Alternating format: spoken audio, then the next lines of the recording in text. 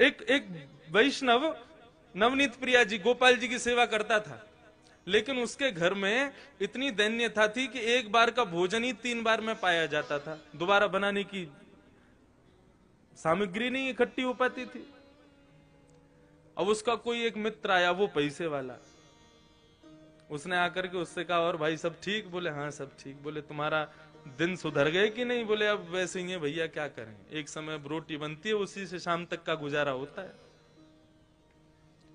बोले अच्छा तुम पूजा वूजा करते हो क्या? बोले हाँ। बोले किसकी करते हो? बोले गोपाल जी, नवनीत प्रिया जी, लड्डू गोपाल, इनकी पूजा करता हूं। हंसने लगा मित्र, इनकी सेवा करते हो? अरे ये भी बेचारे जब इनको पूतना मारने आई ना, स्तनों में विष लगा के, तो ये भी नेत्र बंद करके शंकर जी से मदद मांग रहे थे कि पूतना के स्तन के विष को तुम पी जाओ। अरे जो अपनी रक्षा स्वयं नहीं कर पाते, तुम्हारी रक्षा क्या करेंगे? इनसे बड़े शंकर जी हैं, शंकर जी को लिया तुम, उनकी सेवा शुरू कर दो। अब बेचारा मरता क्या नहीं करता, सब कर लेते हैं। शंकर जी ले आया दूसरे दिन, और नवनीत प्रिया जी लड्डू गोपाल जी को दूर एक जगह टेबल पे बिठा दिया। बोले तुम्हारी सेवा अब हो गई, तुमने तो कुछ किया नहीं, अब इनकी करेंगे हम। अब शंकर जी की पूजा उसने शुरू कर दी, खूब रुद्राष्टाध्यायी से अभिषेक आदि सब करने के बाद में अगरबत्ती जला करके और त्रिपुंड लगा लिया। पहले तो ऊर्ध्वपुंड लगा रहा था, अब त्रिपुंड लगा करके ओम नमः शिवाय जप करने लगा। अब जैसे ही आंख खोल के देखा तो जो उसने अगरबत्ती जलाई थी उसका धुआं उड़ करके गोपाल जी के पास जा रहा था। अब वो धुआं है, वो तो कहीं भी जा सकता है। अब जैसे ही गोपाल जी के चारों तरफ उसने धुआं देखा तो ठाकुर जी के पास जाके क्या बोलता है, इतने वर्षों से सेवा कर रहा था, तब तो मेरी नहीं सुनी, आज दूसरे किसी को ले आया तो चिढ़ के मारे उसकी अगरबत्ती भी खुद ही सूंघ रहे हो। और ठाकुर जी को बोला तुमको यहां बैठने ही नहीं दूंगा, अलमारी में बंद करूंगा। जैसे ही ठाकुर जी को इस भाव से उठाया, ठाकुर जी प्रकट हो गए वहां पर, चरणों में गिर पड़ा। बोले महाराज आपने आज तक मुझे दर्शन नहीं दिए, शंकर जी के आती दर्शन कैसे हो गए? बोले देख ये भेद बुद्धि मत रख, मुझ में शंकर जी में कोई भेद नहीं है, और शंकर जी आए इसलिए दर्शन दिए ऐसा भी नहीं है। तो बोले क्यों किए, फिर क्यों दिए दर्शन आज आपने?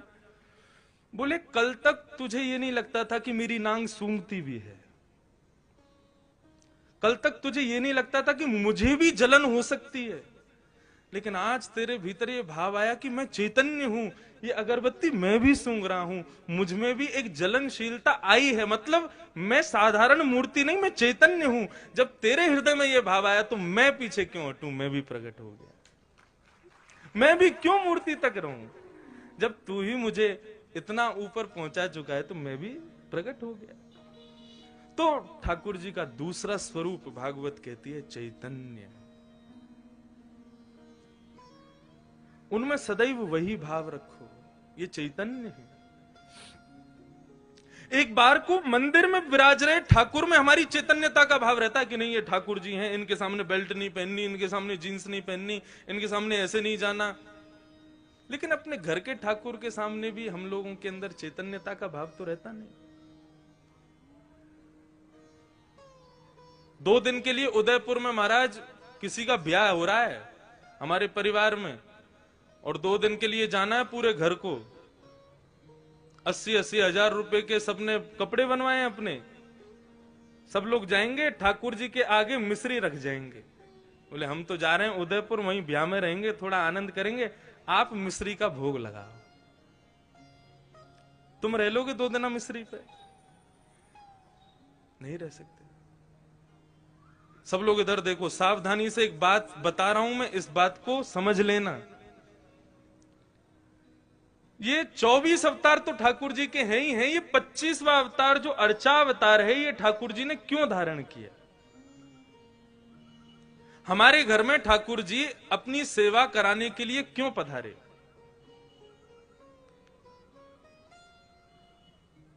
इसके पीछे एक बहुत सुंदर भाव है, सावधानी से सुनिएगा। पूज्य गुरुदेव भी बैठे, उनसे भी निवेदन, दास के मन में ठाकुर जी की सेवा करते हुए एक भाव आया, तो मेरी इच्छा हुई कि मैं उस भाव को कहूं कि ठाकुर जी सबके यहां सेवा कराने के लिए हर घर में क्यों विराज रहे हैं। आप पूरे नाथ द्वारा को देख लो, हर घर में ठाकुर जी का चित्रपट ही सही विराज रहा होगा। वृंदावन तो प्रसिद्ध है, घर घर तुलसी ठाकुर सेवा, दर्शन गोविंद जी को, अलीरी मोहे लागे वृंदावन नी को। क्यों विराज रहे हैं ठाकुर जी हम सबके घर में? देखो, हम लोग जब वैकुंठ जाएंगे तो है, कोई रोक तो रहा नहीं हमको। एक ना एक दिन सबको जाना है वहां पर। तो यदा कदा हमारे द्वारा किए गए कृत्य के कारण यदि हमें कभी वैकुंठ के अलावा भी लोगों का दर्शन करना पड़ गया, मानो जैसे नरक का दर्शन हो गया या स्वर्ग का दर्शन करना पड़ गया, और उस पश्चात वहां पर बताया गया तुमने ये अपराध किया था इसलिए तुमको ये करना पड़ा, तो हम ठाकुर जी से शिकायत करने लग जाएंगे। प्रभु आपकी इतनी अर्चना करते हैं, इतनी सेवा करते हैं, इतनी पूजा करते हैं, इतना आपका नाम गुणगान करते हैं, उसके बाद भी हमारे जीवन में दुख, उसके बाद भी हमारे जीवन में कष्ट, उसके बाद भी हमारे जीवन में कभी सुख की अनुभूति नहीं, और उसके बाद भी जब हम संसार छोड़ के आए तो नरक का दर्शन। शिकायतें दुनिया भर की हम ठाकुर जी से करने लग जाएंगे। आपने ये नहीं किया, ये नहीं किया, ये नहीं किया, हम ठाकुर जी से शिकायतें करेंगे। भगवान बोले ये मुझसे शिकायत करे उससे पहले इसके यहां अर्चावतार रूप धारण करके बैठ जाओ इसके घर में। क्यों? बोले कभी ना कभी ये भी तो अपराध करेगा। सर्दी में कभी मुझे ठंडे जल से नहला देगा, भयंकर सर्दी में कभी मुझे हो सकता है पतला वस्त्र पहना दे, मुझे ठंडी लगे उससे।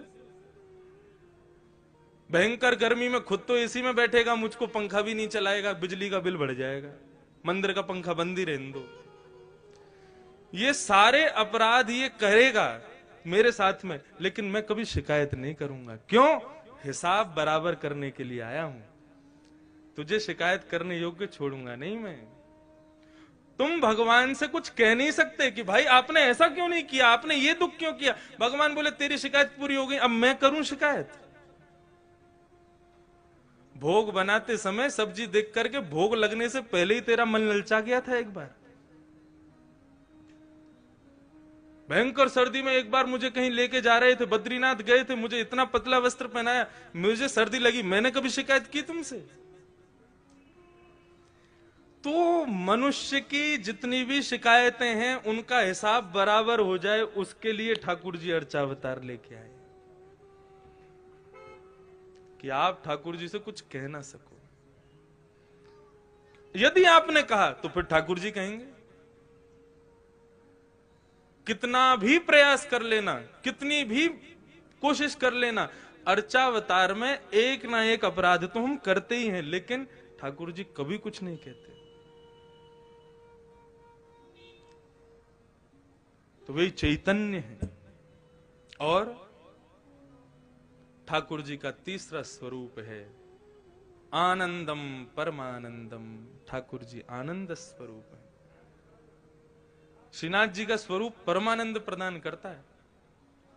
हमारे बाल कृष्ण प्रभु ने दुनिया भर के रूप धारण किए, कहीं पर बांसुरी बजा रहे हैं, श्री राधा वल्लभ जी में रोज ब्याह कर रहे हैं, बिहारी जी में नित्य मनोरथ कर रहे हैं, श्री गोपीनाथ गोविंद देव जयपुर में विराज रहे हैं, उनके भी अलग अलग रूप। लेकिन श्रीनाथ जी का जो रूप है, स्वरूप है, इसमें सब विराजमान है, सब विद्यमान है, क्योंकि ये वास्तविक आनंद स्वरूप है।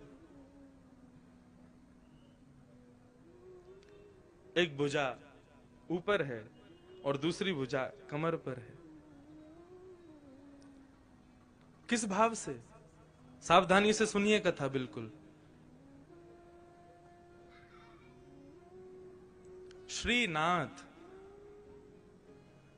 श्री यानी राधा, श्री यानी श्री किशोरी जी, श्री यानी श्री लाडली जी, और श्री लाडली के संग युक्त होकर के जो नाथ विराजमान है वो है श्रीनाथ। सुन वे तो पहली ताली बजा रहे हो, बात तो पूरी करने दो हमको, जल्दीबाजी मत करो। अब तो पंडाल भी अपना, समय भी अपना, कथा भी अपनी, उत्सव भी अपने, पूरे दिन पूरा दिन है अपने पास, खूब भाव से सुनो कथा। वृंदावन में जो दर्शन नहीं है वो दर्शन श्रीनाथ जी में है।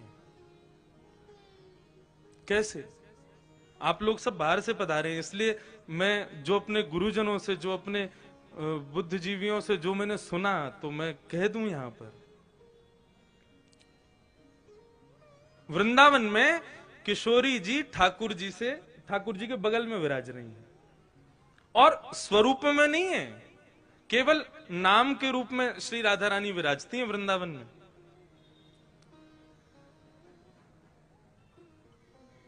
जब देखी वृषभानुजा हिय विच उठी है हुक, वंशी रह गई हाथ में फिर ना लागी फूंक। वृंदावन में श्री किशोरी जी अपना स्वरूप नहीं दिखाती। क्यों? क्योंकि एक बार ठाकुर जी मुरली का नाद कर रहे थे, तो एक मयूर मोर नृत्य करता हुआ ठाकुर जी के सामने आया और ठाकुर जी को इशारा करने लगा, चलो हम आपको किसी से मिलवाने ले चलें। भगवान बोले किससे मिलवाने ले चलो? चलो तो सही। लेके गया तो एक कुंड में एक गोपी कुंड का जल भर रही थी, तो मयूर इशारा करता है, इनको देखो, इनसे मिलवाने लाए हैं। भगवान बोले कौन है? मयूर बोला खुद ही देखो। अब ठाकुर जी खूब उमड़ घुमड़ करके वेणु बजा रहे हैं, ऐसे ऐसे तान बजामे कि भाई ये घूम के गोपी देखे तो इसका चेहरा दिखे। लेकिन वो गोपी अपने कार्य में व्यस्त थी। लेकिन जैसे ही कार्य पूरा हुआ और जैसे ही उसने गागर में जल भर के जैसे ही अपने मस्तिष्क पर धारण किया और कार्य पूरा करके जैसे ही पीछे मुड़ी ठाकुर जी की ओर देखा, तब ये पद गाया।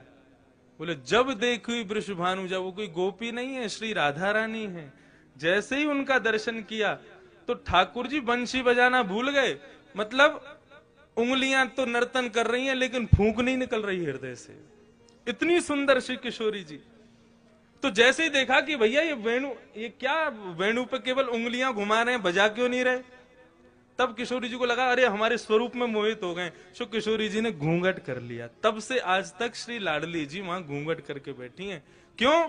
बोले यहां पर भक्त दर्शन करने आएंगे ठाकुर जी का, और यदि मैंने घूंघट ऊपर कर लिया तो ये तो मुझे देखते रहेंगे, भक्तन ने तो देखेंगे ना।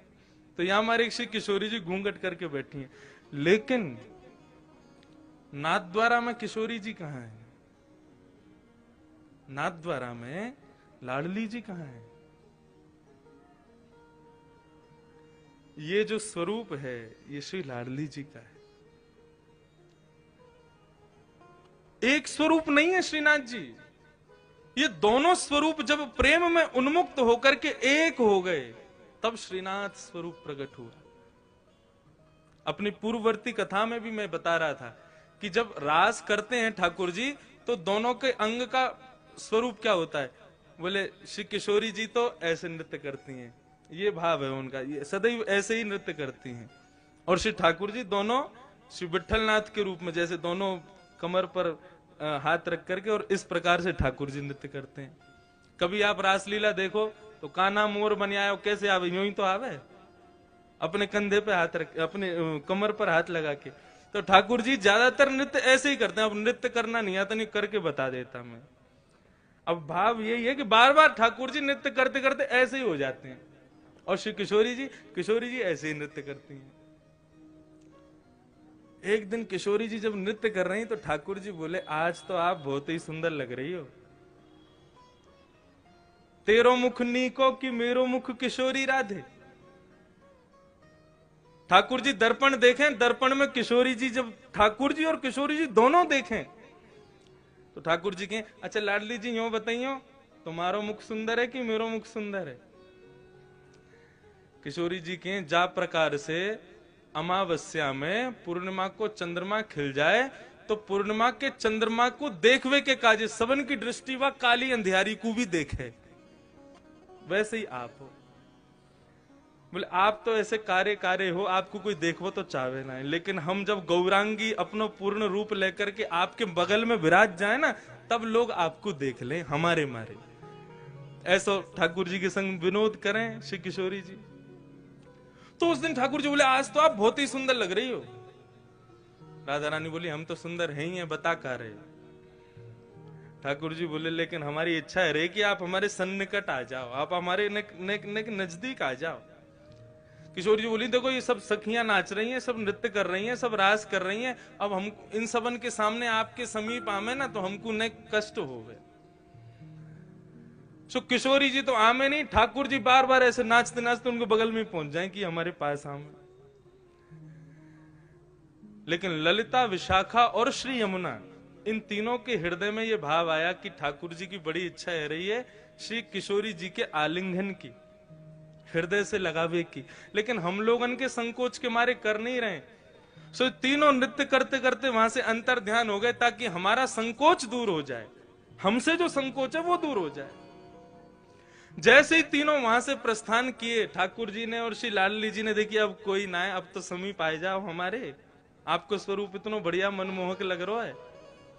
सो किशोरी जी तो ऐसे नृत्य करते करते और ठाकुर जी ऐसे नृत्य करते करते जय